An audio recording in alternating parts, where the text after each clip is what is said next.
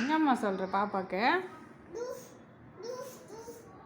Juice juice குடிக்கக்கூடாது, அப்புறம் cake சாப்பிடக்கூடாது, அப்புறம் குடிக்கக்கூடாது, அப்புறம் ஐஸ்கிரீம் சாப்பிடக்கூடாதா?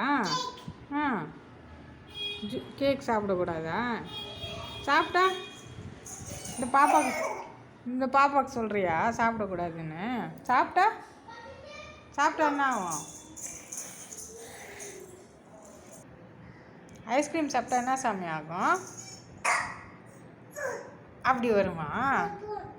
ஃபோனு பார்க்கக்கூடாதா? ம், பாப்பா ஐஸ்கிரீம் சாப்பிடக்கூடாது பாப்பாவுக்கு சொல்கிறியா? சரி.